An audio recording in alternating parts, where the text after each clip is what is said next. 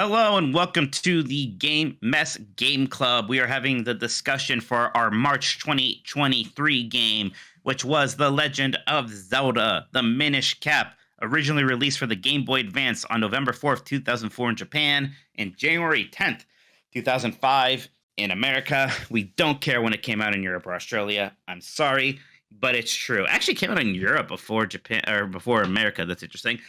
This is me, Mike Minotti from the Game Mess. I've got a bunch of members of the Game Mess Game Club here to talk about this. If you want to be in the Game Mess Game Club, have a chance to vote for what games we play next and join these monthly conversations, either by writing in statements or by joining these group calls. You can do that by joining the Game Mess Patreon. It's a patreon.com/game mess. Is there a dash in there, Sean? Is it just Game Mess?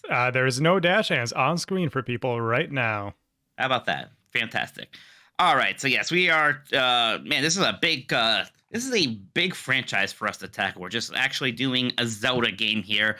Granted, one of like the kind of smaller, lesser talked about Zelda games with the Minish Cap, kind of probably in the middle there. I would say in terms of like the general consensus or what like the esteem of it. It does have some pretty big fans though. I guess my first question for a lot of people is if they ever played it before, if this was their first time. For me, I played it a bit when it came out, not a whole lot. Then I actually played through it all the way when I got it on my 3DS as part of the Ambassador program that they gave us. So that was my first time playing through it. And then for this, I did go ahead and play through the whole thing again. Go ahead, Sean.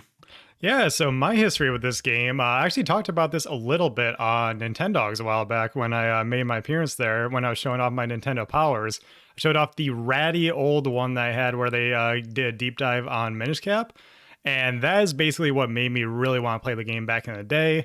Fortunately, never got around to it. Financial stuff, you know how it is. But eventually got to play it on the Wii U Virtual Console much later. I just wasn't in the mood for it at that time. I was kind of like on the outs with Zelda when that happened. That's the same reason I didn't play Link Between Worlds back then.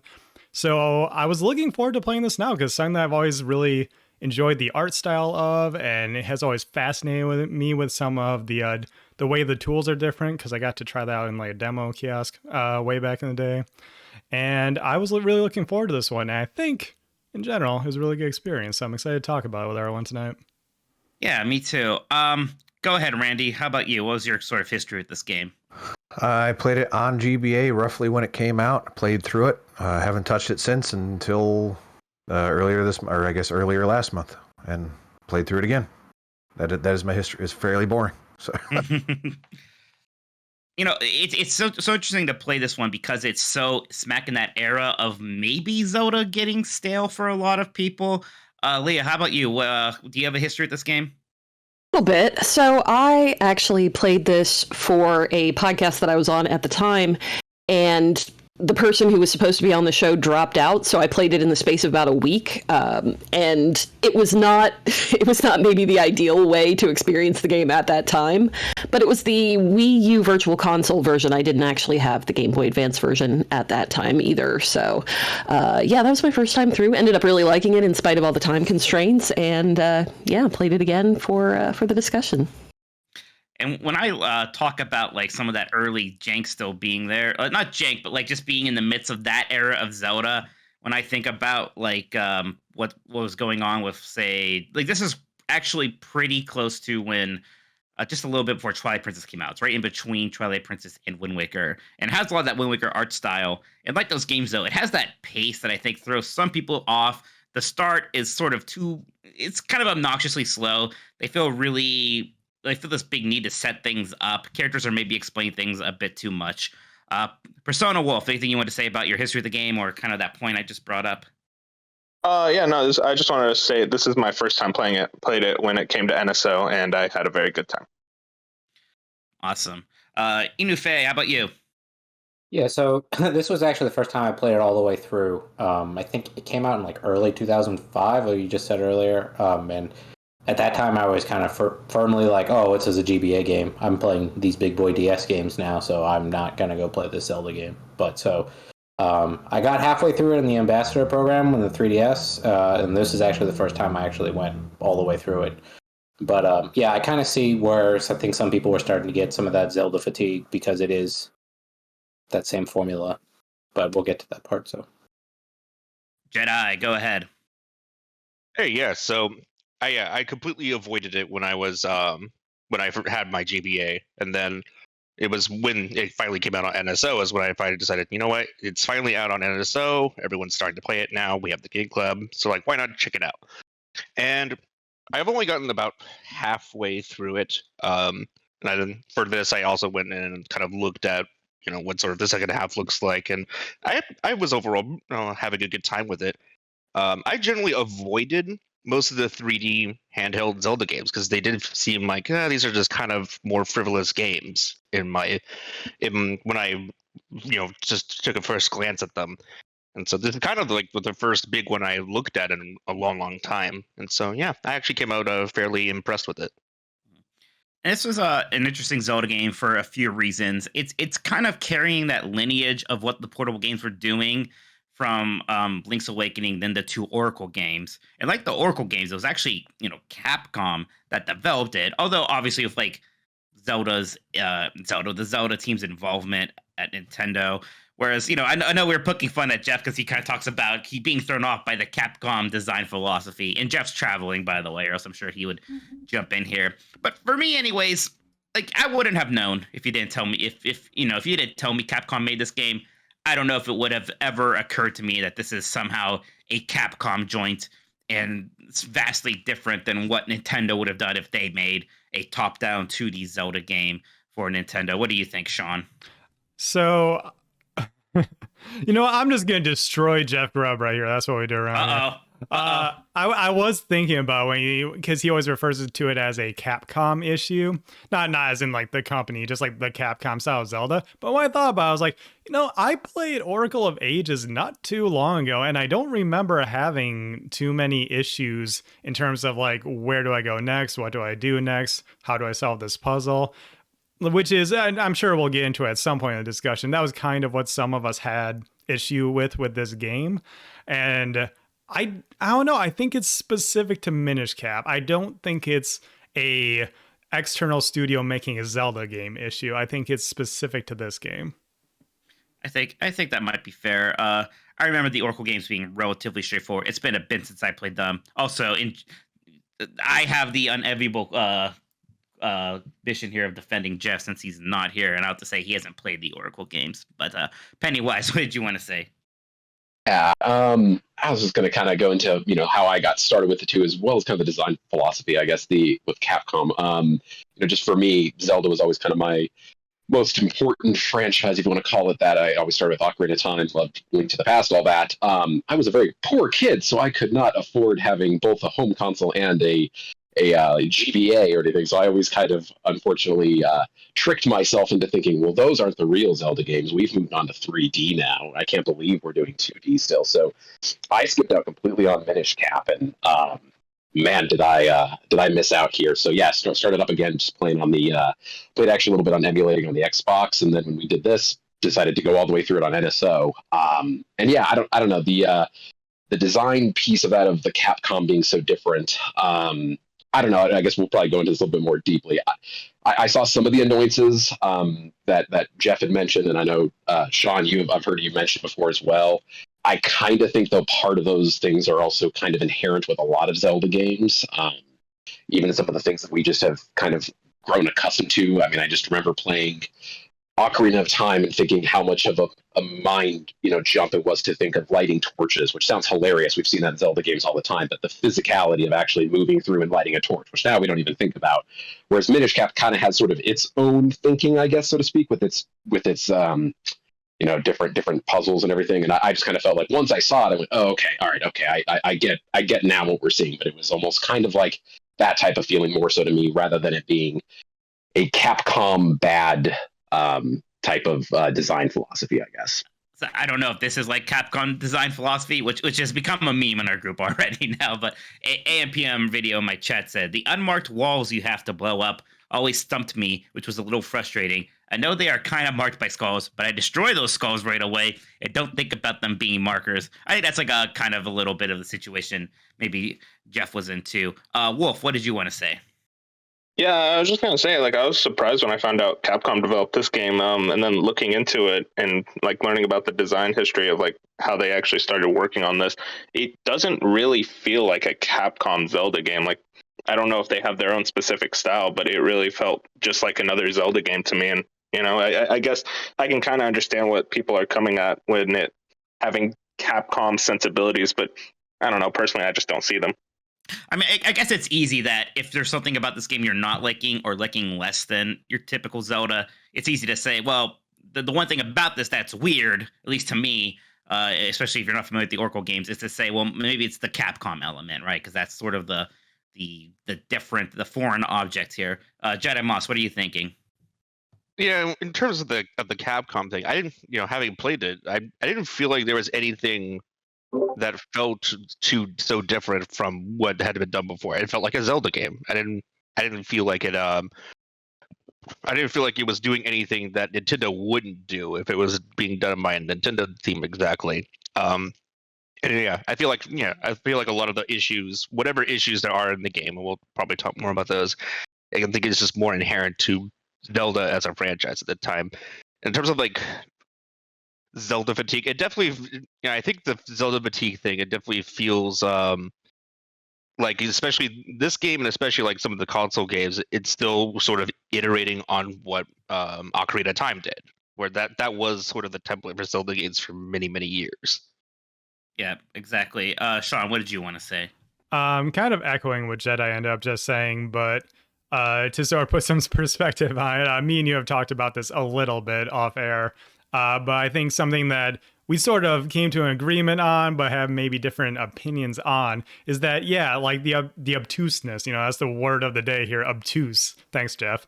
A lot of that is just inherent to Zelda itself. It's not specifically a Minish Cap thing. It's not a Capcom thing, but maybe that's something we should talk about is a problem with Zelda games, especially some of these older ones where they didn't have as many quality of life changes, which I'm now seeing because I'm playing through A Link Between Worlds right now. Because I was just in the Zelda mood, the 2D Zelda mood, and like I mentioned, I had never played this one before.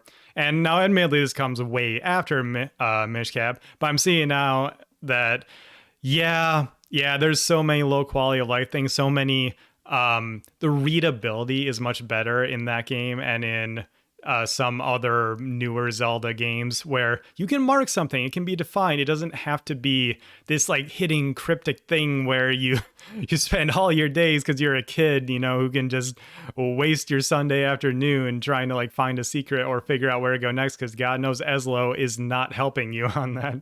Right. I think this is just a problem that these older Zelda games, and this is sort of maybe the demarcation era where they were like, nah, okay, it's moving forward more into like the Phantom Hourglass and whatnot. We're gonna maybe make things a little more clear. I think this was sort of because this is the end of the Capcom era of Zelda, because it was this whole contractual thing that they had that maybe I'll talk about on Jeopardy or something sometime. This is sort of them coming in, I think, late on that, and that's why, even though this is a later Zelda game, it has some of the issues that something that maybe a Link to the Past or Ocarina of Time, as good as those games are, some of these like crypticness that those would have. Right. And like the Zelda series came from a place of obtuseness, right? Like in the original Zelda game, it's literally there aren't any cracks on the wall even where you need to put the bomb to even like access a dungeon and things like that, right? So we had that extreme already. And then it's definitely this kind of struggle of, well, you do want to encourage people to explore a bit and you want them to have puzzles they need to figure out. But there are like, especially some of these sort of interstitials between the dungeons that can go on for a bit long.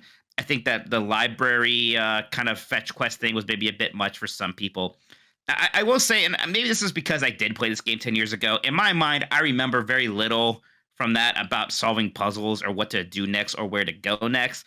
But maybe there was something subconsciously because I was able to like do everything without looking anything up.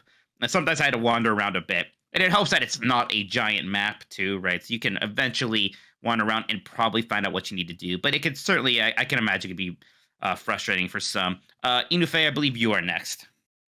Yeah, so the Capcom Zelda thing is an interesting concept because I think Fujibayashi, who directed this game, is directing all of the Zelda, well, most of the newer Zelda games. So he moved on and did Skyward Sword and Breath of the Wild, and now he's doing Tears of the Kingdom. So some of that philosophy has carried over in their a little bit obtuseness, but I think part of that obtuseness is just I think some of the limitations of the Game Boy Advance too, where it's a little harder for them to kind of guide you in some of the 3D games where it's clearly obvious on kind of what they want you to do.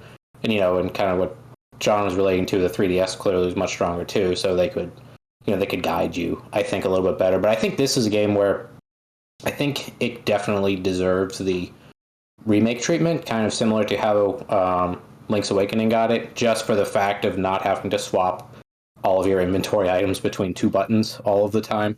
Right. And maybe a dedicated map button I think would help. But I think, I definitely think the Capcomness of the obtuseness I think has carried forward just from the sole fact that a lot of those Capcom Zelda people joined Nintendo after that contract was up. So. And it's interesting because I think that is like the sticking point. It is annoying to only have one inventory button. So after I beat this game, I actually started playing Link to the Past again, and I'm like halfway through that. I was almost kind of I used to play that game a lot. I played through it multiple times. I was surprised going back to that also only has one inventory button, but they do have certain things assigned to other buttons. You do have a map button. Your shield is just always out. That's baffling to me that they sort of reversed that one. That your shield is once again this item you have to equip. I don't know why. I think Link's Awakening did that too. Again, I don't know why they did that when Link to the Past just already always had it out. As long as you're not like moving, you'll deflect things. I think Zelda 1's also like that. Um, and like one of your buttons in this game, two buttons are sort of useless. You have the Eslo button, and he's like, again, he should be more helpful than he is because sometimes you really don't know where to go, and he's just not very helpful about it. Or he'll like tell you where to go, but it's some place you've never been to, and it's not marked on your map, so you don't know how to get there anyways.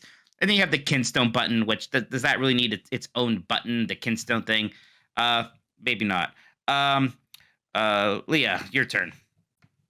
And that actually kind of leads into what I was thinking, which is that for me, the divide isn't so much between, well, it's not so much directly between eras of Zelda as it is between the handheld and the non-handheld entries, because this felt to me more like probably like Link's Awakening, the Game Boy version of Link's Awakening than anything, and that wasn't Capcom. So I don't know whether a remake would fix some of the stuff, like the inventory buttons and the kind of limited way that you use your items. I don't know. I would like to see them try that, but I think that part of it is really just that kind of limitation. It's, how much, not even graphically, but just with the physical things that you have on a handheld system, how much can you really expand upon a lot of stuff? Yeah, I think that's fair. Cast, I know I saw you go off mute a couple times. Did you want to add something? Yeah, somewhat into the, Capcom thing. A lot of it I'm also thinking is a lot of this is just stemmed out of the Four Swords engine. Or what they in the art is carried directly over. I'm also looking at just the general items available in Four Swords. I don't know if anybody's played Four Swords before, but one of the items was literally called the Nat Hat, which was effectively the Minish Cap, but as a toggleable item. Anytime you could get it, you would do exactly what you would do and shrink down to that size. So now this has kind of become a mechanic that's been stemmed out of that one dedicated item. Is now like a circumstantial situation where you all of a sudden you have to, shrink down or whatever. So it feels like the other items that would have been in Four Swords would have been Bomb, Boomerang, Bow, Pegasus Boots, Rock's Cap, and Shield. The only two that didn't show up would have been Chain Chomp and Magnetic Glove. But in place of that, you get Lantern and probably something in the Picori thing. So it feels like they're almost restricted based on what engine that they're going to use in order to get it out within 2 years or whenever they may have started this from. Yeah, I think I want to talk a little bit about items and some other things there, but Sean, I'll give you one last chance to kind of talk maybe on this sort of topic of Capcomness or how the game feels, obtuseness, those kind of things. Yeah, just to round this out here, just because a couple people as we went down the line mentioned maybe the readability being a bit of a more of a tech issue, more of like how would you make this more accessible on the Game Boy Advance? And I just want everyone to keep in mind one of the best Zelda games. I think a lot of us would agree, Link's Awakening. There are 2 levels of help in that game. One is the owl, which we, would make other appearances through the Zelda games, where you come out of a dungeon and the owl's in there. He's like, oh, hey, nice, you got that. All right, so next, maybe you should go over there, see what they're doing, that way. And then if you are still stuck, you can go to Araya and he will literally you can call him up on the phone. He will literally just tell you, oh yeah, you need to go to this city and talk to this person and they will have a thing for you. I don't know how I know this, but hey, good luck. And I think that's what this game is missing, is it was a design flaw. It's something that they chose to either lessen or just not fully develop, because the Eslo button is there. Why is it there if most of the time he just says the same thing from the beginning of a quest line to the end of the quest line? Like, I was trying to get some kind of help like through the getting into like Hylia, and that involves like, okay, you're done with the fire temple, whatever that would be, and then you gotta figure out where the next temple is. You gotta do a library quest and all that. Throughout all this, the only 2 bits of info you get from Eslo are, well, we need to go to Lake Hylia next, and then when you're doing the library stuff, we need to find these books. I'm like, that's not helping me. I know that's what I need to do. I would appreciate some guidance. I would appreciate you telling me where to go next. So it's been proven before in Zelda that we can have this more, if you want it, hands-on approach, and they even have a system in here for it. It was just a failure in the development process that they didn't fully flesh that out, I think. Yeah, and even Link to the Past has both Sarah Sasha or whatever his name is telling you what to do between dungeons, and you have the fortune tellers and things like that. All right, I want to move discussion a little bit here because we talked about items a bit, and that is one of my favorite things about this game, actually, is the sort of like suite of items you get here.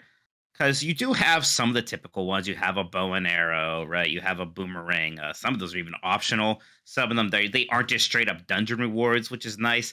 Like, all of the dungeon items are pretty unique and interesting here. Like, the first one you get is that gust jar. And that's this really neat thing. You have this kind of suck and blow mechanic, ha ha ha. And, you can use it to kind of help get yourself to new places if you use it with those mushrooms, or you can use it to make some enemies vulnerable. You get those dig gloves, whatever they're called, and those have a neat application. I love Rock's Cape. Might be my favorite Zelda item ever, because it's not just the jump you got from Rock's Feather, but if you hold it down, you also have this kind of glide mechanic to it. And we have all these neat items, and then you also have some that are kind of missing that are interesting. Like, there's nothing like the hook shot here, really, which is kind of a surprising choice, but sort of works out here. Wolf, what do you think about the items in the game? Oh yeah, I love them. I think one of my favorite things, I guess this is kind of a Zelda thing in general, is just being able to, every time I get an item, seeing what I can do in the overworld with it. And I think also just how everything was situated in the one like Hyrule Castle town instead of there being multiple towns kind of allowed for like a lot more just a clean go back to the town, do your stuff, and then get out. And it's, I guess, just like the items, they're not being a lot of items, plus there only being one major town and a pretty small overworld allowed it to be a much easier experience to 100% outside of the whole like figurine collecting, which I didn't do. I didn't bother with that. It's just like, what are these shells for? And it was like get a figurine by pulling on this thing. It took forever. I'm like, what is this for? Never mind. I'm fine. Pennywise, what do you think? Yeah, I think the items was really fun. Kind of like you were saying, it kind of didn't go the way I thought it would. Like generally when you go around the overworld, even on the other like 3D Zelda games too as well, and 2D ones, you can kind of see things like, oh, I bet I'm going to get the hook shot here or whatever. There was a few ones where it was kind of surprising actually to see what it was. Like the big one for me was the cane of all things, which I still kind of logically, I don't know, it still doesn't make a huge amount of sense to me, but I like it, where I remember seeing all these little holes and being like, oh, I wonder what I'm going to be doing with that. I wonder if I'll get like a gust of air or something to push me up or something. And then I get the cane, and it's like, no, use the cane that flips items that you also throw into this hole that makes you do a front flip into, to the next level, which was just really surprising. So I really liked it, kind of sort of reinventing like my expectations around all of that. And yeah, the figurines, yeah, that was, I'm sorry, that was all kind of just BS. I was kind of laughing. I actually did try to do it for a little bit and then realized, wait, how many figurines are there? And it's like 130 or something ridiculous. And just the button prompts alone, I can't imagine having the patience, even as a child, to do that. I have no clue how anybody did. If it'd be one thing, it was like spend 100 shells and get 50 figurines. Okay, I wasn't gonna do that thing each time. Jedi Moss, go ahead. Yeah, I definitely really liked most of the items in the game. Although I think it drove me crazy of going briefly back to the inventory issues of I always accidentally keep pressing the bomb button whenever I have bombs when I don't mean to, and so I kept wasting all my bombs. The other thing too is my favorite item probably is the cane. I love using the cane, being able to flip things over and then being able to jump into holes and being able to jump out of them. It's actually done really, really well, and it feels good to use.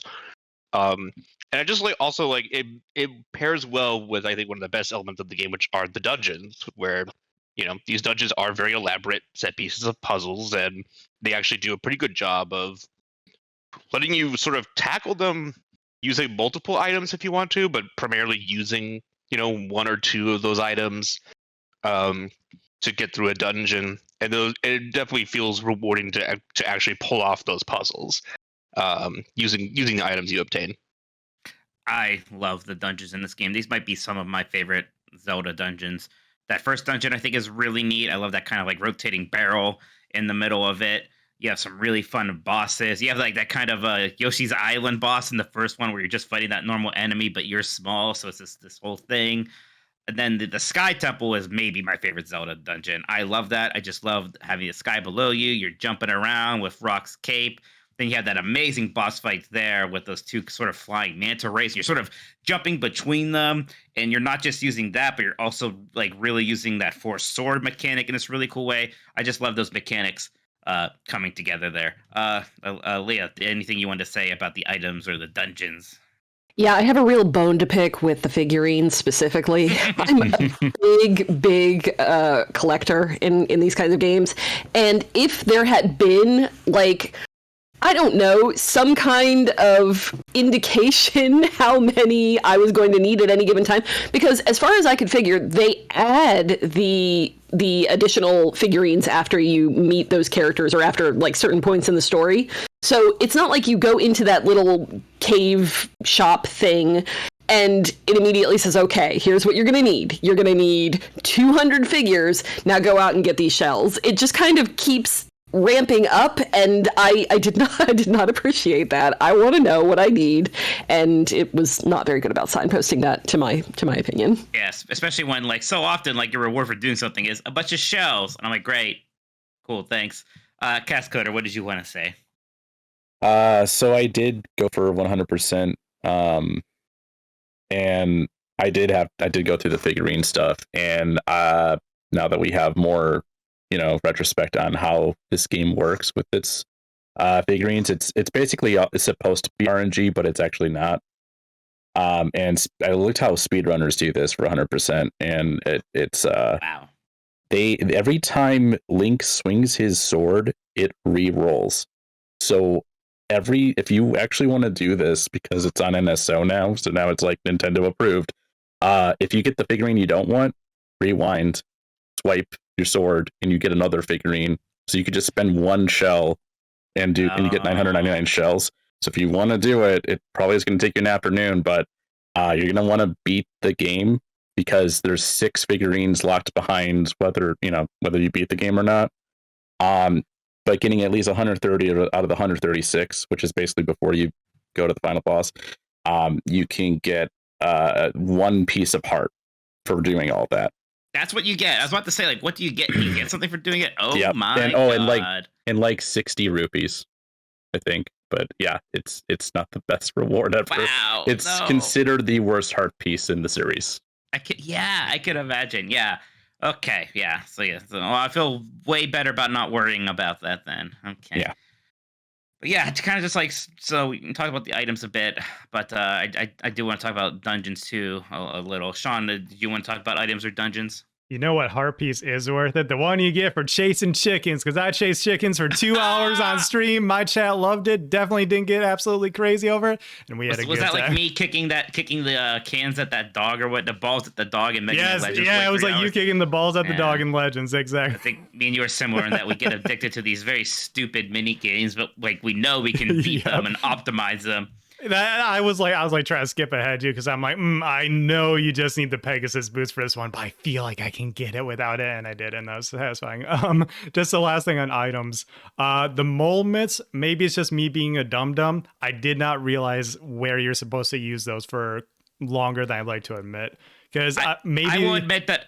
Yeah? I'm sorry. Go ahead. No, you Go ahead. Go ahead. I will admit that I did not know I could use those on those certain doors in the overworld until I saw Jeff do it on his stream. Okay, yeah, like Jeff got it right away. I was like, okay, for all the readability issues he has with this game that he shares with me, I'd assume this is one that he's going to be looking forever for. And he just immediately knew, oh, yeah, it's those things right there. I'm like, I thought that was like a boulder. It looks like the freaking rock that they roll over to seal away Jesus or something. I didn't know you were supposed to dig there because it's a caved in tunnel. Like, and I don't think the game tells you that when you pick them up.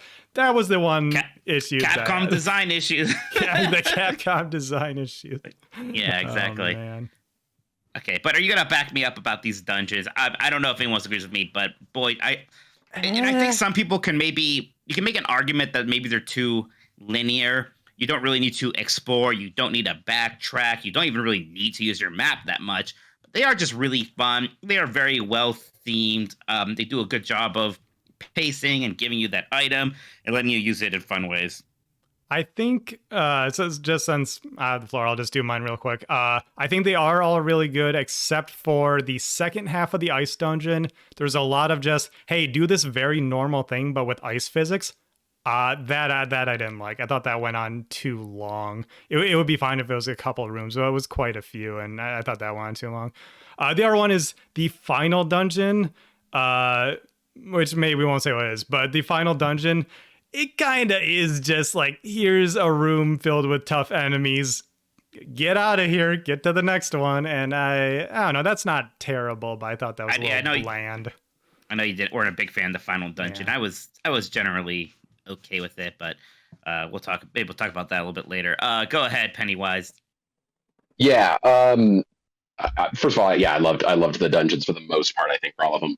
One thing I do want to actually make as a quick note for the Sean was saying for the not sure on the digging. I think there is actually literally a sign that says "No digging here." Yes, there is. It's like tiles away from it. But again, like I was just like locked in that mindset of, oh, that's a rock. Like I can't move a rock. I have mole mitts. I need to dig into the ground or something. Because here's the thing, and this is like a big a sign about this entire conversation. It's a Zelda established thing that like the shovel is a thing. You dig into the ground to find something. And here's this game where it's just like, no, you dig into the side of a rock tunnel that has been caved in. I'm like, oh yeah, that's weird. I'm sorry, but Jeff's taunting me. He's at Margaritaville with Jan right now. He says, you have 20 minutes to come get your Margaritaville. I think he's in LA. Smooth. Yeah, fantastic. All right. Anything else, Pennywise, you want to say about that? Yeah, no, that was gonna say, yeah. The only thing I'll say on the dungeons is, yeah, for the most part, I really enjoy them. I still think I love the first one of the doing the barrel. I don't know. There's something just really inherently cool about that. I kind of blew my mind actually in a little bit of just being like, oh wait, this is 2D, but I can do. Oh, it's moving. Okay, because I kind of did get stuck until I messed around with that. I thought that was great. The only one I really had trouble with was that ice one. And yeah, I'm not ashamed to say that I completely just used that rewind feature beyond belief during that dungeon. Just every time I slipped off. It's just got to be Jussie sometimes, right? So just use safe states, just use rewind. Wolf, what did you want to say? Yeah, I just wanted to say, like, I do agree with all the points about the dungeons. I'm a big fan of them in this game, especially the Sky one, which is, like, I think the fourth one. That one was a lot of fun, and especially visually, very distinct, very unique, especially for a Zelda game at that time period. And I guess I understand what Sean's opinion is when it comes to the final dungeon, but I'm also a sucker for that final dungeon in every Zelda game, so, like, just it works for me personally. And just in general, like I do agree with pretty much every point, especially when it comes to the ice dungeon. That was like the one where I was like, oh, this is kind of boring. Leo, is something you want to say about dungeons? Yeah, I need a little bit of validation here because I think this is just a me problem, but I got so lost in the Sky Dungeon. Really wanted to love it, but yeah, had some issues. We can't all be super pro gamers like me. It's okay. Shut up. Shut this good. No, Leah, you're absolutely right. Like, yeah, at least in the intro part there. In the intro part there where like it's, like getting into which is like that part was annoying. I admit that part was annoying. And then like figuring out, like going up and down. No. Like I think it's a good dungeon, but again it goes into the readability thing. Come on. People went off mute. Let's see if they agree with you. Cast Coder, what's up? So I didn't really find many issues with the ice dungeon, but I did have an issue with the dungeon prior to that, which I think is like that fake out one where they do you think you're going to the wind temple and it's not that, right. Whatever that is, the mole mitts one. There was a room where when you enter, anytime you enter, there's a key that drops in the middle of the mole mitt thing. And I never noticed the key the first few times I went into it, so I probably spent a good hour trying to figure out where a key was and just never went back into that room. And then I, did it and finally noticed the key drops, and yeah, that really was a highlight for me of just not. I'll blame Capcom for that one. Capcom design, but business. I don't know. I found the design language ice one kind of easier. I don't know. It just kind of was more straightforward for me. Because I guess it's because of the amount of Pokemon like ice dungeons I'm used to. There you go. Yeah, well, Sean should be used to those too then. I don't know. He must be sleeping through those ice gyms. Inufe, what did you want to say? I think all the dungeons are pretty good. In this game, I wouldn't say there's any that stick out in my brain as like some of the best in the series, but there's none that are especially bad. I don't think. The only ones I really couldn't stand was the Cloud Top section before you get to that Sky Temple, which was just absolutely awful where you have to fuse the Kinstones. But that was the only part that stuck out in my brain as being, as absolutely bad. But so, Shoji Koda, what did you want to say? Yeah, overall, I generally enjoy the dungeons. I thought the Deepwood Shrine was a really good intro dungeon, especially the intro boss for the game. I feel like that really stood out for me. And I would definitely agree that even though I don't know if it's considered a dungeon, the Cloud Tops area was absolutely horrible because they didn't give you a map or anything compared to an actual dungeon. So I absolutely hated that part. But then once I got into the Palace of the Winds or whatever it was called, it was generally okay after that. Let's talk a little bit about some of the sort of systems in this game. So we have three big ones. We have the whole Minish thing, this shrinking ability. And the game does some fun things with that. Sometimes it's just for exploration, like, oh, there's a tiny hole here. Obviously, you need to be small in order to do that. There's sometimes like you are just small and it kind of adjusts that perspective and you can talk to the Minish or you're in the rafters of some shop. Or maybe you even do a whole dungeon like that. And it also, I love when it's used for boss fights. I think that's always really neat. It's this kind of cool mechanic of almost these different stages. Get a boss to this point, then get small and go inside there and mess them up. Then we have the Four Swords thing, which is really neat because we had the first Four Swords game, which was part of the Link to the Past port to Game Boy Advance. Then later, I forget if it was later, Four Swords Adventure on the GameCube. I believe that was after this. So, but it's really neat here how that mechanic is just part of this, and you sort of do it by yourself. And there's a lot of puzzles that can be done with that. And again, it kind of starts showing up in boss fights too, towards the end in a neat way. And then there's the Kinstones, which is it's kind of it's this whole system where you're just collecting these things and you talk to people, and it just unlocks things in the map. And sometimes it'll be like, here's a treasure chest, and it's going to have some rubies for you. Or sometimes it's, this is going to unlock some whole new section in the game, where you're going to be able to get a bottle or a heart piece, or you're going to unlock a new version of this mini game, or things like that. So I guess I'm kind of curious about thoughts on these systems. Go ahead, Sean.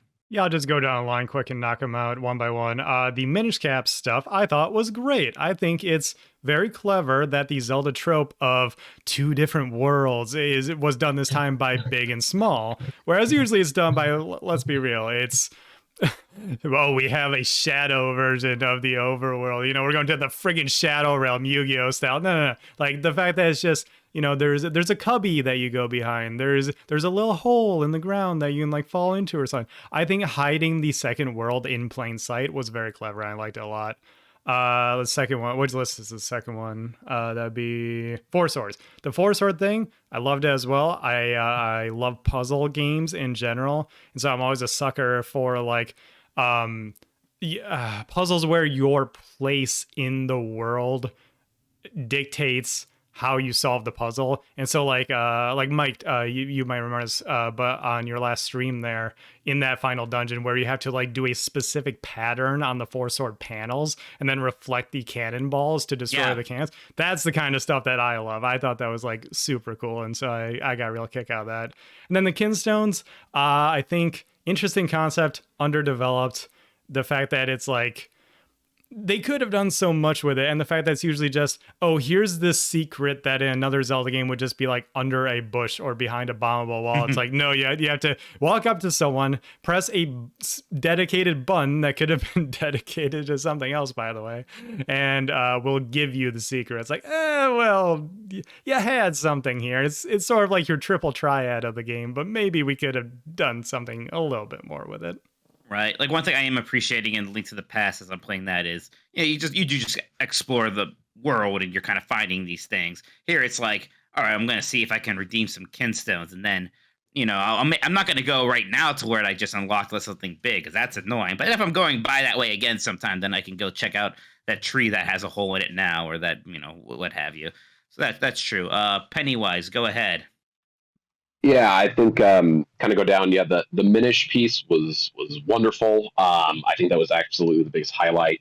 I actually kind of agree with you now, Mike, in terms of I wish there would be some sort of Minish thing that could get added to Tears of the Kingdom. I don't know what that is, but I think there could be a lot you could do with that, and I just loved how they did it in a 2D environment.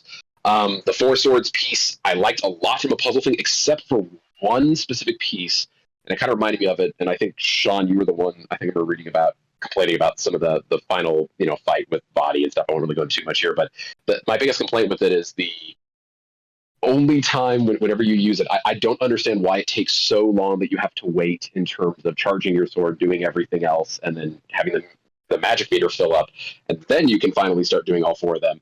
Maybe that's just my own, just not being patient and everything, but when I would mess up even a puzzle or something with it, I'd be like, oh, okay, no, I see what I need to do. And just waiting for it just kind of seemed kind of pointless, and I feel like it also kind of negatively affected particularly the last boss because of that fact. I don't really understand the point of that, but other than that, I thought it was pretty great. And the Kinstones, I think, same as everybody, their cool idea would have been a lot cooler if they would have cut it down by 75%, and then just kind of had that feel a little bit more special, rather than just sort of the back and forth feeling of Kinstones and sort of random chance. And I mean, I got the light arrow because of the Kinstones, which I read later on that's apparently something very easily missable. Did not even realize that's a thing. Mm-hmm. Oh, so am I one of the only people who got the light arrow? Oh, okay. I never so got there you them. go. I did. Oh, Wow. okay, cool. That's cool. See, didn't even realize it. Apparently, you get a thing early on where it teleports you all the way into the clouds, and you save the old man before he dies. And I saw that old man. Game. Yep. I don't think I guess he died then. I didn't thought save that old man. Okay, that's interesting. Huh. I Maybe did not get a the great magic system. boomerang. That was fun. I think I got that from helping all the tingles. Oh, right. Cass, I think it was you in my stream who told me about that, where when you see the old man, you're supposed to figure out that you use the gust jar to suck up the ghosts that are troubling him. What? Oh, yeah, I did not realize which is that. something that you don't know Capcom about design until language. the final boss, which is where they teach you about that. That's Capcom BS. design language. That's once true. again. Wow. That, and they lock it where if you go to I think the second you enter that Wind Temple, if you didn't do that teleporter and go to that room and do the gust jar, he's dead. There's no going back. And I got to like that, basically that point was when about the time, at the time I would have looked up that's how to get light arrows or whatever in game facts. And I was already at that point when I discovered that. So that really upset me as a kid. So that was a standout for this, for any future playthroughs, that I need to go do that, which really sucked. But no, some of the things that I don't want to jump in quite without, having my hand raised or whatever. But You're good. one thing you guys were pointing out was like the Four Swords mechanic. It's actually breakable to some extent, where in the final boss they want you to do formation, or final level they want you to do formations. But if you have been going through it 100%, there's these sword techniques, and one of them is a kind of the hurricane spin attack from Wind Waker becomes like something you get where if you charge your sword, instead of doing a standard spin attack, if you mash B, he'll start spinning forward. I think it's as long as you can hit B in rhythm.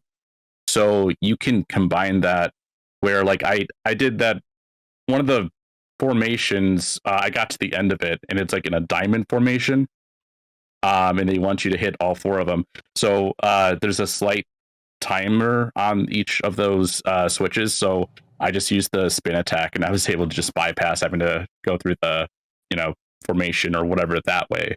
So there are some things slightly baked in, probably unintentional, that, got by. There's also a shorter timer you unlock with one of those sword techniques to make it so the charge is like really quick when you try to do four swords, That's which again it's also locked between if you find this sword guy and then fuse a Kinstone with this guy, the next sword guy becomes available in this area, and then you got to fuse with him, and the next guy becomes available. So it tries to dig into its own mechanics using that too. I do like the sword guys. I like that there are these different sword techniques that you can get that aren't necessary, but they're neat. I know I saw that you can even get the downward slash to use with Rock's cape. So like kind of like from Zelda 2, right? So that's neat to know. Shoji Kodo, what is up? So kind of talking about the Kinstones mechanic and how it, in a sense, kind of weirdly locks away some of these key items. I don't know if all of you had discussed it previously because I hopped in a little late, but one of those things is the mirror shield. You can get that from the big. Yeah, and it's a post game item, which is even more weird. Like I don't know why. Like, what's the point of that? But there's when you're going up to the one Palace of the Winds on your way up, you might have noticed like the back of Big Goron on the edge of the cliff. He only wakes up after you beat the game. You go talk to him after you've done the long Kinstone quest of giving all the other Gorons Kinstones. And then he asks you if you can eat your shield, and you're shieldless for like a half hour, and then he spits it back out, and it's the mirror shield at that point. Like, kind of neat. It's interesting before the final boss, but yeah, like what's the point of it at that moment after you've already beaten the game? Like that would have been hugely helpful in reflecting some of those shots in the final boss and stuff, for example. So it's just kind of weird decisions like that. Kind of felt a little misguided, I guess. Kind of going through it in the game, but yeah. Did you find a purpose for the mirror shield outside of it just doesn't get killed by legs? Like, there's nothing that I came across there. Okay, I thought you said that you found something with the final boss or something there. Oh, like the light attacks, the little electrical things that he would shoot at you that you're normally supposed to reflect back hit back with your sword. Okay. So you can reflect those with the mirror shield only, or I was saying I think you'd be able to. I didn't actually I already beat the game at that point. Okay. So what was the point of me going back and trying to fight him again? Right. I basically concluded it's a useless upgrade. So I just want to make sure is there any purpose for that thing? No, it's basically just a more indestructible shield that you can't do anything special with. A shield after the halfway point of the game, right? Right, exactly. You can only have one item equipped. You don't want to be the shield. Wolf. What about you? Yeah, I just wanted to kind of bounce off what Shoji was saying about the mirror shield. Do you think like at one point there was like a much more robust post game, and like the mirror shield was like the one thing that kind of stayed in despite like everything else being cut post game wise? Because it feels weird to have something that feels kind of that major relegated to a post game that doesn't really exist. Yeah, I don't know. It's hard to say if something was cut or if it is just like this one idea to give them something to do at the end there. Even again, if it's functionally not all that useful, maybe it is more just a cosmetic thing here. Like, hey, isn't that neat? It's the mirror shield. Those are usually in these games. Here it is. I just Googled it real quick. Sorry. Yeah. Googled it real quick. apparently the mirror shield in Minish Cap can reflect projectiles shot at Link back with a light beam. So it apparently reflects anything back as light or something. So Okay. weird. So let's kind of move on to some of the aesthetics of this game, the music, the visuals. I'm a big fan of the way that this game looks. I like how they sort of took that Wind Waker art style and 2D-ified it in this nice way. A lot of Game Boy Advance games are very colorful. They're very bright, almost as a way to sort of make them easier to see, especially before they were, we had the SP and it was backlit. Sometimes that can look garish on these games, but Minish Cap does it really well. It just sort of suits the style. And I know that the Game Boy Advance sound card, sound chip, whatever, gets a lot of flack. I think this is a really good sounding game. There's some really good music here. When you're climbing up that mountain, I like that song a lot. The final boss, I believe, had a really good song too. In general, I was a pretty big fan of the aesthetics all around. How about you, Jedi Moss? Yeah, so I actually played a lot of this game on my TV through NSO, and I actually thought, Game Boy Advance games, like, they still actually look pretty good, because, I mean, as long as it's not being blown up fully on the TV, it still looks pretty nice to look at. And, the only other thing the only other thing I noticed through, like, the audio is how they, of course, recycled a lot of the voice clips. A lot of those voice clips are from previous Zelda games, and that's a very Nintendo thing that they did a lot, especially with handheld games. But I do actually I think aesthetic-wise, I think the narrative is also, I think, once you get past the slow section, it is kind of interesting, especially like as you shrink down into the world and you see like the Pickery people. The Pickery people are actually kind of cute is the word I would say. They're very cute, and I actually really liked the story that it was kind of telling, especially as more and more things get added on later. Halfway through the game. I don't know. What did the rest of y'all think about the story for the game? Yeah, and that kind of tie into the aesthetics of it. And I'll just say I like having a non-Ganon story every now and then. And Vadi is probably my favorite like non-Ganon antagonist in the Zelda series. I just like the fact that he just looks like emo Link. I think that's a lot of fun. I'm less of a fan of his giant eye form. I don't know why that's like his ultimate form or anything. But it's kind of standard stuff. You're saving Zelda, you're collecting the things, blah blah blah. But yeah, it just all works for me. I like that there's a sort of hint of like there's a past hero and this happened, and I think it all works really well for Zelda. Pennywise, anything you want to say about the aesthetics or story? Yeah, I honestly think from like a 2D standpoint, I completely missed out, as I was saying earlier on Game Boy Advance, that I think that some of the most gorgeous pixel art ever. And yeah, even on my 4K TV, mind you, I'm using a little bit of an upscaler device, but even then, I still thought it looked absolutely wonderful. The sound is very interesting too, in terms of, yeah, it seems it's kind of interesting that they took the visual language almost of like Wind Waker, right? Link's hairdo and everything. But the sound effects are, correct me if I'm wrong, I'm pretty sure all of the sound effects, at least from Link and everything, are all from Ocarina and Majora's Mask, which is kind of interesting. I don't know why they didn't just piggyback off of the sounds of Link from Wind Waker. Some Wind Waker sounds, but maybe not the Link ones. You're right, because there's definitely some, especially some of the NPC sounds. It sound like they come straight from Wind Waker. Yep, exactly. So it's kind of weird the kind of the mix, maybe just kind of redoing all that. Yeah, story wise, I thought it was great. I'm in the same camp as you, Mike, in terms of I like when it's not Ganon. My favorite villain, I'm sure you could guess based on my picture, is still Majora's Mask. But Vadi, I thought was excellent, hilarious. I'm also am one of those weird Zelda timeline nerds, so I love how this takes place after Skyward Sword. So I love to, in my head, come up with my own little canon of all of this and everything. And I just thought it was really neat and great. And yeah, still has obviously still risking Zelda and everything else, but I thought Vadi was pretty great. Speaking of the lore, Vadi, so Vadi does actually die in Four Swords Adventure, which is only in one of the 3 split timelines. There are 2 timelines where Vadi is still alive, and I want to see him again. Darn it, Sean, go ahead. Vadi sucks. I'm sorry, Mike. This is it. It had to happen at some point. We had to get butt heads. Is this your skill issue problem with the last boss? Is that what this is? Wow, this guy over here. Okay, by the way, I didn't bring it up in the readability thing since we were going long, but since you brought up the eye form, why the hell do they give you arrows if that's not what you're supposed to use to beat it? That pissed me off so much. Maybe if you had unlocked the light arrows, they would have helped. Did you unlock the light arrows, Michael? No, I did not, but I beat him anyways. Yeah, you easily. don't know what the hell you're talking about. I'm a good gamer. That did legitimately annoy me though. It's like, because that's a Zelda thing. You know, you're in a room, they give you an item drop, you're supposed to use this item to defeat the enemy. Clear, simple. So I don't know.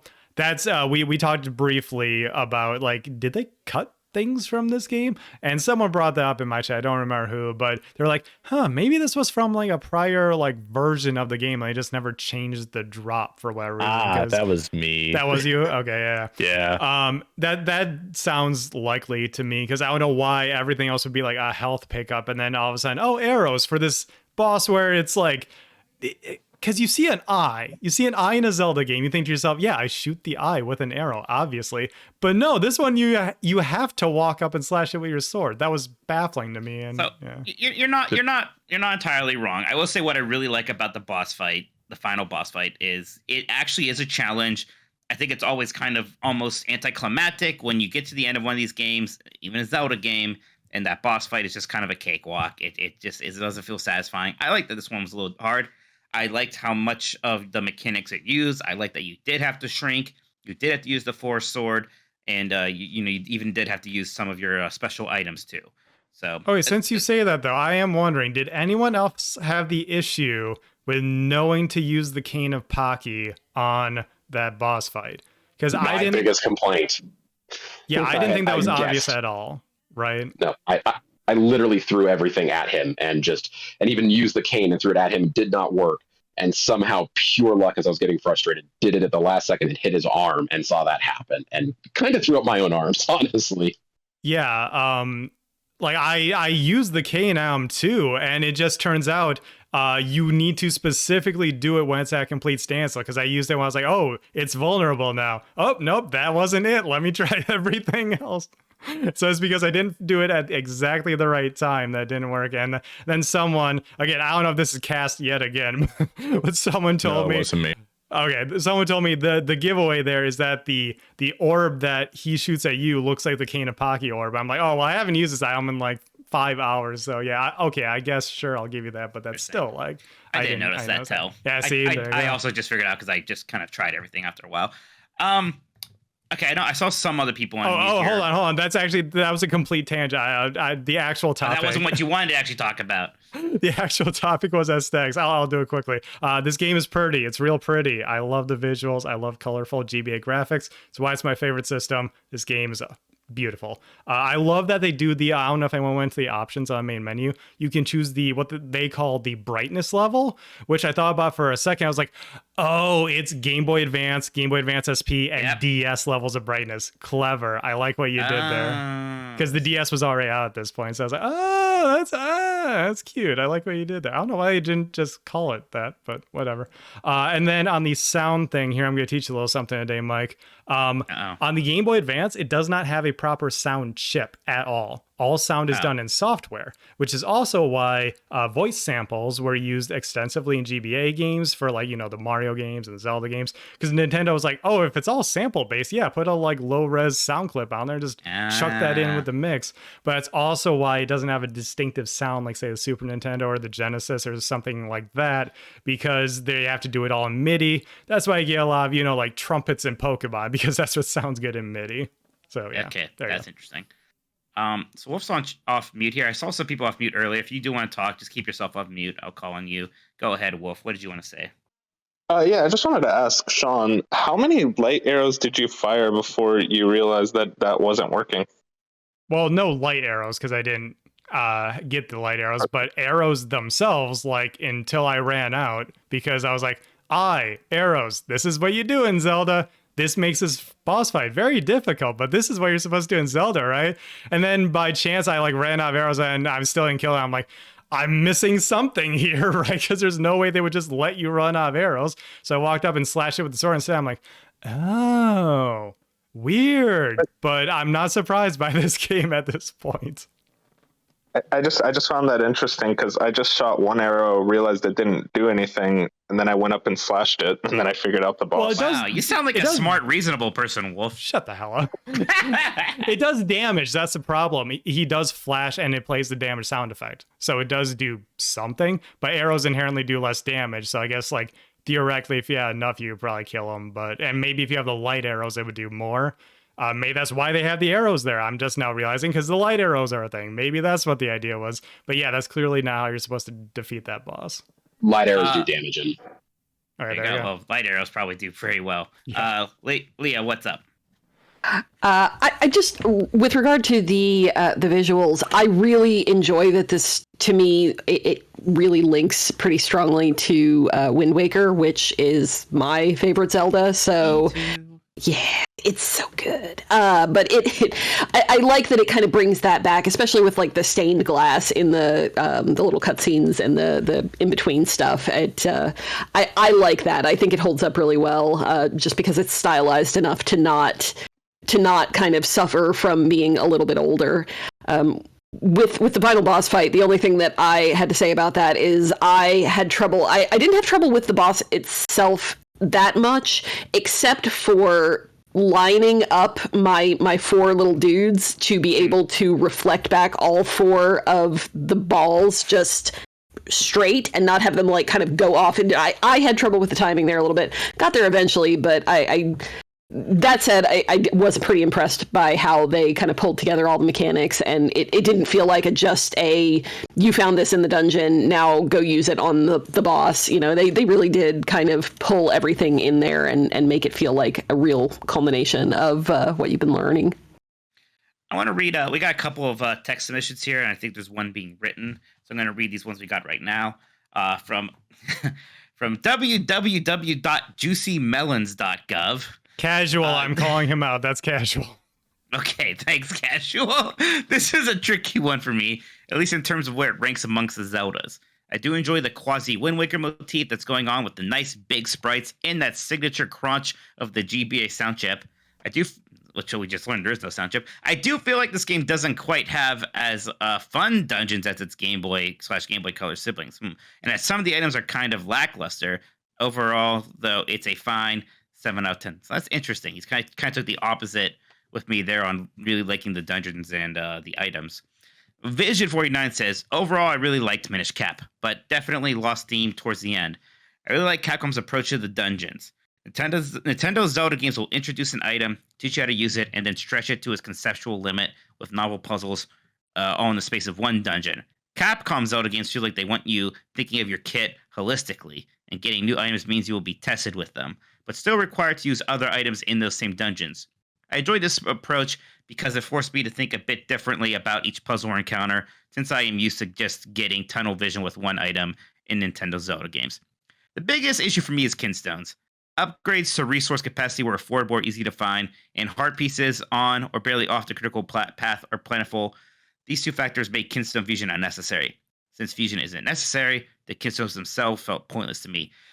Frequently receiving Kinstones as your reward for exploration in the overworld in dungeons eventually just killed any motivation to poke around or explore the way I usually love to do in Zelda games. So I think we all kind of had a little criticism about the Kinstones. I like the Kinstones best when they were basically just fancy keys. Like, then it was kind of just fun to go ahead and link up some Kinstones. Beefhammer says game needed online multiplayer. Very interesting insight, Beefhammer. Thank you for that. Cascoder, what did you want to say here? We're going to be wrapping up in about 5 to 10 minutes here, everybody. So if you've got a text submission you want to get in, think about that. In fact, Cass, I'll ask you to wrap up too as you speak here. And kind of my wrap up discussion is, where does this sort of rank for you in terms of Zelda games and along with everything else? So go ahead, Cass. No pressure. So I guess kind of back on the Kinstone thing there. I guess my perspective is a little bit different because I went for all 100 fusions and stuff like that. Almost every, I would say a good, maybe even like 2/3 of the Kinstone fusions are useless items. So you'll get your rupees, you'll spawn an enemy that drops more rupees, or you'll get seashells, which is not very compelling. And then the discovery aspect gets locked behind Kinstone fusion. So you might be able to go to a location, but because you didn't get a Kinstone fusion prior, you went there for no reason. So it does run into that. There are some nicer fusions, but that's very, seldom, and it's a frustrating mechanic overall. It's like it could be nice, but it just bakes in like you'll have too many Kinstones by the end and not enough at the beginning, so it makes it frustrating to logically go through what you should prioritize when it comes to Kinstone fusions, which should be fused whenever you can, except at the start of the game. So it kind of gets frustrating there, and it's RNG. So, but overall, how do you want to exactly rank it though? Like when it comes to, I mean, I don't need you to say like above it's or right below between something. Wind Waker or this and me, but like just generally, is this like one of your favorite Zelda games, lesser favorite, middle of the road? Before I replayed it this time, it used to be one of my more favorite ones. Uh-oh. It dropped for me. I can't exactly. I would put it more towards like a very low B tier because it still has that charm for me, and I still would prefer to play it in some ways over. I think it's more accessible to me besides from the Oracle games, but I also haven't really gone through the Oracle games fully, and I think some of it is just the I don't know if it's art style or something about it. Even though I played Link to the Past, I just haven't gone through Oracle, so I don't know. It's like it's not fun 100%, but I also feel like it has that Majora's Mask feeling. So I like it, but I also don't because I think it takes it doesn't reward you right for doing 100%. I'm mixed. I'm gonna put it like more in the middle, but I'm not. It's not my favorite, and it gets worse in time. I feel like for replaying it, so it's kind of weird. Miss Fio got in a text submission here. I'm going to read that, then we're going to kind of quickly go through everybody here because we are running out of time.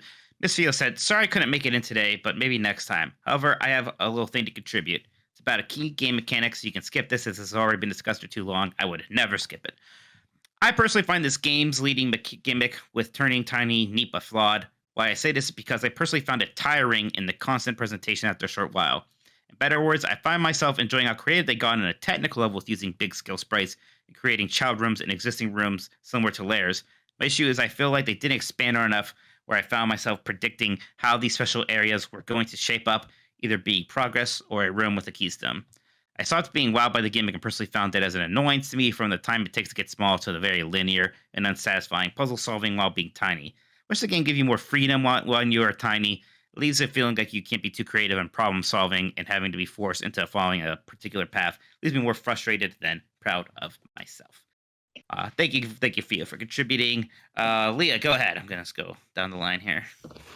Yeah, I just with regard to how it ranks for me, I think it's pretty high. Actually, I don't think it's my favorite handheld Zelda. I think that's probably gonna be Link's Awakening, but it's up there. I like it. It is pretty simplified, but I don't mind that every once in a while in a Zelda. And obviously, since I got lost in one of the dungeons, it's not too simple for me. I like the items. I liked the art style a lot. So yeah, I've now played it through 2 times, and it's still pretty impressive especially for a 2004 Game Boy Advance game, which a lot of those are impressive, but this one is. So awesome. Pennywise. Yeah, I think just for 2D Zelda games, I kind of just lump them all together, even handheld or not. I think also pretty high for me. I mean, I still think, of course, Link's Awakening is still number 1. Link to the Past and Link Between Worlds, of course. But honestly, right below there, I kind of think Minish Cap is there for me. I actually, as playing through it, I think I enjoyed it even more than the original Zelda and Zelda 2. So yeah, I think it's quite great, and I also just love like I said, the art is wonderful, and I love that Link blinks, and the just tiny little things like that I just love. Wolf, go ahead. Yeah, overall, I mean, I really enjoyed this game. I thought it was a ton of fun, especially for a first playthrough. As to how it would rank, I would actually put it a decent bit high. I definitely think it's a lot better than like Link to the Past and whatnot, but I do think that it has some issues that kind of bring it down, so it doesn't put on the upper echelon along with like Link Between Worlds and even Link's Awakening. So yeah, I think overall this is a very strong game. I'm glad to finally play through it, and I could see myself replaying it a lot in the future. Shoji Kodo. Ranking it, I think it was a very good game, but it was not a very good Zelda game. It was still a good Zelda game, though. So I would probably say this is middle of the road. I think Pennywise said it was number 4 below, Link's Awakening, Link Between Worlds, and Link to the Past. That's probably similar for me. But overall, the art style is fantastic. Some of the concepts in it were good, even though there were other concepts, mechanics that were frustrating. So overall, it was a good game. I enjoyed it. Inufe. So I think this one is right. It's probably smack dab in the middle of all of them. I kind of rate all of them together. If you're looking at terms of just straight 2D or handheld ones, I'm probably towards the top with, to me, A Link Between Worlds, and I am the Lone Spirit Tracks defender. But yeah, those are. I think it's there. It's got the music's great. I love all of the sprite art and like Link, all the just idle animations he has, and it's just so well thoughtfully made.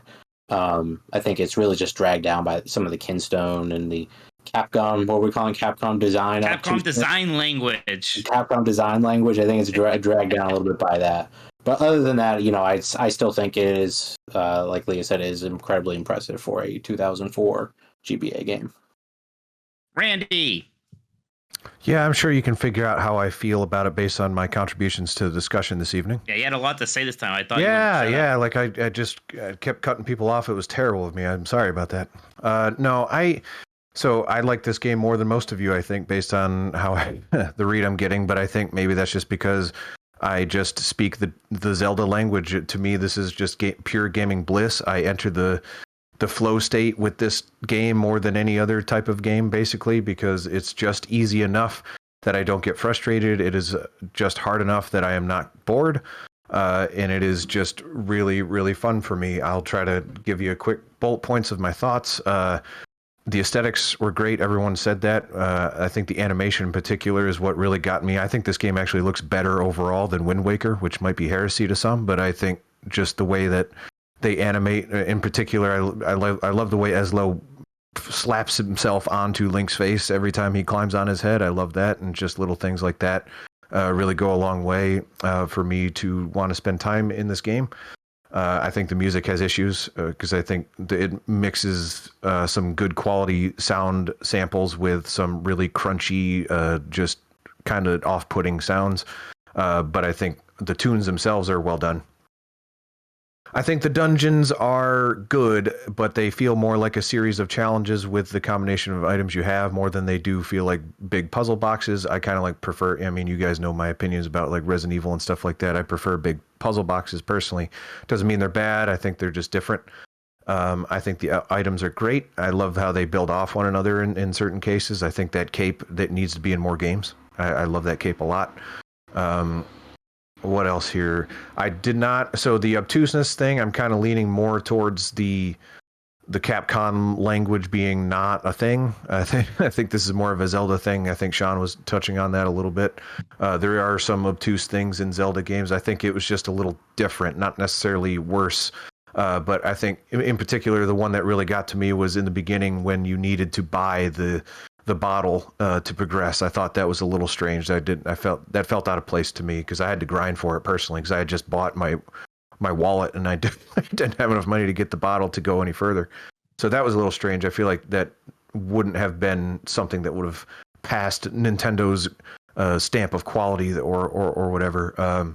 I really liked the final boss. I thought that was a good final exam, as it were, of your abilities. And to me personally, I don't mind getting stuck or trying to figure things out. I know to each his own, but if I'm a little bit lost for a minute, I'm not too upset about that. There were times where I felt a little bit too frustrated by how long I was lost. but overall did not have too much of a problem. And at the end of the day, I think because I love Zelda so much, this kind of lands in the middle of the road, but in the middle of the road for Zelda is still upper tier for basically every other type of game. I really, really enjoyed this game, and I wish I was able to defend it more. Sean, we are almost out of time here, so yeah, I'll try to keep it brief. Game looks good, it sounds good, it feels good, which is always important to me, as anyone who is in these conversations a lot knows.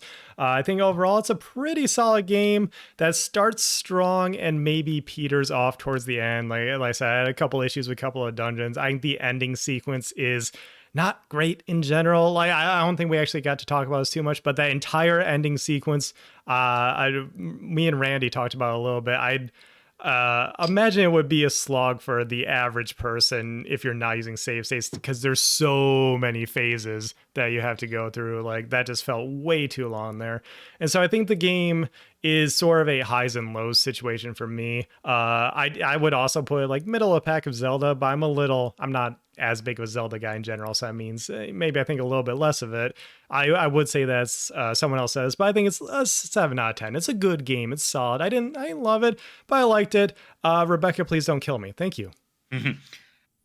I kind of close things out here. I like this game a lot. Like some of those problems people are bringing up, I kind of agree with. There are some sections in between dungeons that maybe are a little obtuse. Maybe the Kinstones aren't everything they should be.